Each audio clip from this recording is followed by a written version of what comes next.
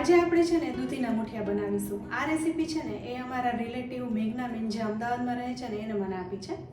તો જ્યારે આપણે સામાન્ય રીતના દૂધીના મુઠિયા બનાવીને તો એમાં 2 કે 3 પ્રકારના લોટનો ઉપયોગ કરતા હોઈએ છીએ, પણ આજે એક જ લોટનો ઉપયોગ કરીને દૂધીના મુઠિયા બનાવીશું, છતાં પણ જરાય ચીકણા નહીં થાય, એકદમ સ્વાદિષ્ટ લાગશે। તો એ કઈ રીતે બને છે એ જોઈ લઈએ। સાથે આ મુઠિયા છે ને એ ગ્લુટન ફ્રી છે। જેમને ઘઉંની એલર્જી છે અથવા તો વજન ઉતારવા માટે ઘઉંનો ઉપયોગ નથી કરતા ને, એમના માટે આ મુઠિયા ખરેખર 1 પોટ મીલ જેવા અને ફાયદાકારક છે। આ મુઠિયા બનાવવામાં ક્યાંય પાણીનો ઉપયોગ નથી કરવાનો, છતાં પણ એકદમ પોચા રૂ જેવા અને સ્વાદિષ્ટ એવા થશે ને કે તમે વર્ષોથી જે રીતે બનાવો છો એ રીત મૂકીને તમે હવે આ રીતથી બનાવવા લાગશો। તો ચાલો જોઈ લઈએ કેવી રીતના બને છે। તો અહીં મેં 400 ગ્રામ જેવી દૂધી લીધી છે। તમે આમ જુઓ ને તો 2 કપ જેવી દૂધી થશે। ભર ઉનાળામાંય દૂધી તો સરસ જ મળતી હોય છે, એટલે એકદમ કૂણી દૂધીનો જ ઉપયોગ કરવો। અહીં આપણે છાલ ઉતારી લીધી છે, તો દૂધીને બંને સાઈડથી કટ કરીને 2 ટુકડામાં કાપી લઈશું। હવે આ દૂધીને આપણે છીણવાની છે। તમે અહીં જોઈ શકો છો દૂધી કેટલી કૂણી છે, જરાય બીનો ભાગ નથી। હવે આ દૂધીને આપણે ઝીણી ખમણીથી ખમણી લેવાની છે। અહીંયા બહુ મોટા કાણાવાળી ખમણીનો ઉપયોગ કરીને જાડું ખમણ નહીં કરવાનું, ઝીણું ખમણ જ તમારે કરવાનું। તો તમે અહીં જોઈ શકો છો કેટલું ઝીણું ખમણ થયું છે।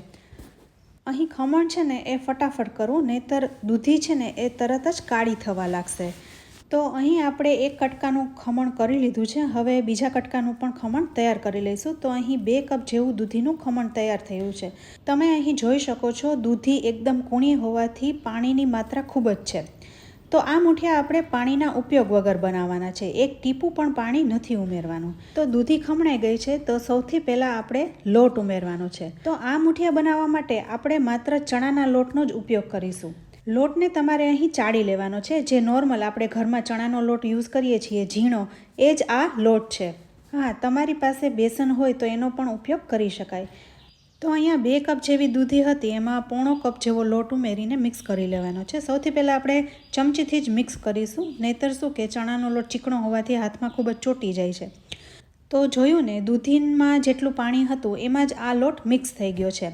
હજુ વધારે પાણી નીકળે ને એટલે આપણે આમાં મીઠું ઉમેરીશું।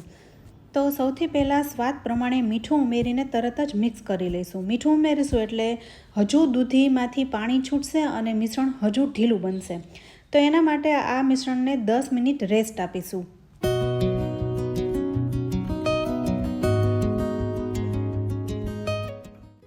હવે 10 મિનિટ થઈ ગઈ છે, તો બધા મસાલા પણ કરી લઈશું। તો 5 ચમચી જેવી હળદર, 1 ચમચી ધાણા જીરું, પોણી ચમચી જેવું લાલ મરચું, 1 ઝીણું સમારેલું લીલું મરચું અને અડધો ઇંચ આદુના ટુકડાને ઝીણું છીણીને ઉમેરી દઈશું। આ મુઠિયામાં ખટાશ ગળાશ છે ને એ ચડિયાતા કરવાના। તો અહીં 2 ચમચી જેવી ખાંડ ઉમેરી દઈશું અને 1 આખા લીંબુનો રસ ઉમેરીશું। હવે જો તમે આ મુઠિયા વજન ઉતારવા માટે કરી રહ્યા છો ને, તો ખાંડનો ઉપયોગ ટાળવો। ખાંડ ના ઉમેરવી હોય તો સુગર ફ્રીનો પણ ઉપયોગ કરી શકાય। તો અહીં 1 આખા લીંબુનો રસ ઉમેરી દીધો છે। હવે બધા જ મસાલા આપણે હાથેથી જ મિક્સ કરી લઈશું, એટલે કન્સિસ્ટન્સી પણ ખબર પડે। આપણે સૌથી પહેલાં મીઠું ઉમેરીને રેસ્ટ આપ્યો હતો 10 મિનિટ, એટલે ઘણું ખરું પાણી હવે વધી ગયું છે અને મિશ્રણ એકદમ ઢીલું થયું છે। તો હવે આપણે જે બાકી રહેલો લોટ છે એ પણ સાથે ઉમેરી દઈશું। અહીં પોણો કપ જેવો પહેલાં ઉમેરી દીધો હતો અને હવે 1/2 કપ જેવો બાકી રહ્યો છે એ પણ સાથે ઉમેરી મિક્સ કરી લઈશું। લોટના ભાગનું મને થોડું મીઠું ઓછું લાગી રહ્યું હતું, એટલે થોડું ઉમેરીશ।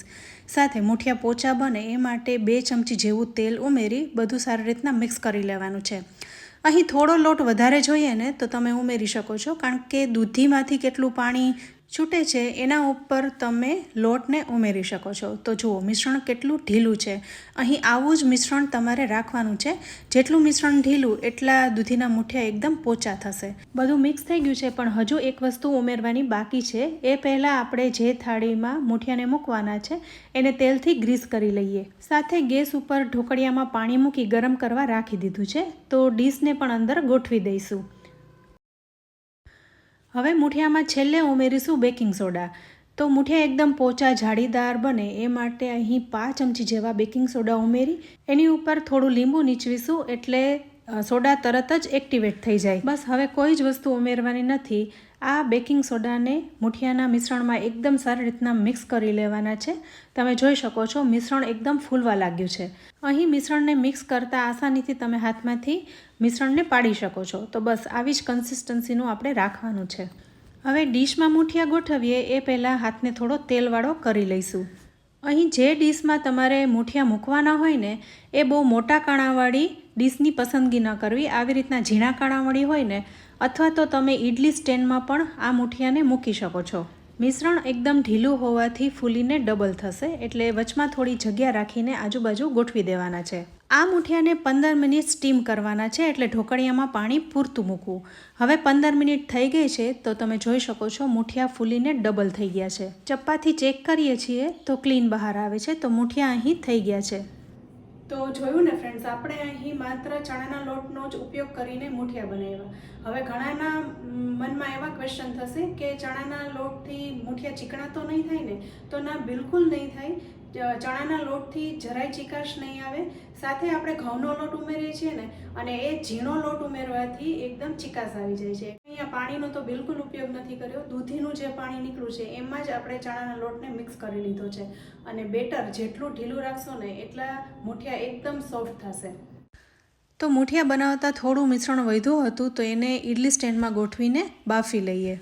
કાઠિયાવાડમાં છે ને 2 રીતે મુઠિયા ખવાય. એક તો વઘારેલા અને એક બાફેલા મુઠિયા સિંગતેલ સાથે ખાવામાં આવે. જો તમે બાફેલા મુઠિયા ખાતા હોય ને તો આવી રીતના ઇડલી સ્ટેન્ડમાં ગોઠવી દો ને તો એનો પરફેક્ટ શેપ આવે છે. સાથે પીરસો તો દેખાવ પણ સરસ આવે છે. અત્યારે હું મોટી ઇડલી બનાવી શકાય એના સ્ટેન્ડમાં ગોઠવી રહી છું, પણ જો તમારી પાસે મિની ઇડલીનું સ્ટેન્ડ હોય ને તો એમાં પણ મુઠિયાને બનાવી શકાય.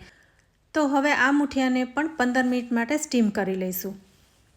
અગાઉ જે મુઠિયા બાફ્યા હતા એ તમે જોઈ શકો છો એકદમ સરળતાથી ડીશમાંથી ઉકળી જાય છે અને પોચા એવા થયા છે ને કે વડીલ વર્ગને તો સડસડાટ ગળા નીચે જ ઉતરી જશે. હવે આપણે જે બીજા મુઠિયા મૂક્યા હતા ઇડલી સ્ટેન્ડમાં એ પણ બફાઈ ગયા છે. તો બધા મુઠિયાને નાના ટુકડામાં કટ કરીને વઘારી લઈશું.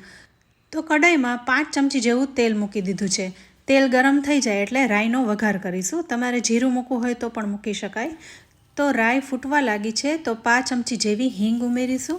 સાથે થોડા લીલા મરચાં અને લીમડો પણ ઉમેરીશું. અહીં વઘારમાં તલ છે ને એ છેલ્લે ઉમેરવાના. તો 1 ચમચી તલ ઉમેરીને તરત જ મુઠિયાને પણ ઉમેરી દઈશું કારણ કે તલ તરત જ ફૂટવા લાગે છે. હવે થોડું એવું લાલ મરચું પાવડર ઉમેરીને ફટાફટ મિક્સ કરી લઈશું. ગેસની ફ્લેમ મીડિયમ ટુ લો રાખવી, નહીંતર હાઈ ફ્લેમ ઉપર મુઠિયા છે એ કડાઈમાં ચોંટવા લાગશે. તો બધું જ સારી રીતના મિક્સ કરી લઈશું. તો અહીં આ મુઠિયાનો વઘાર થઈ ગયો છે.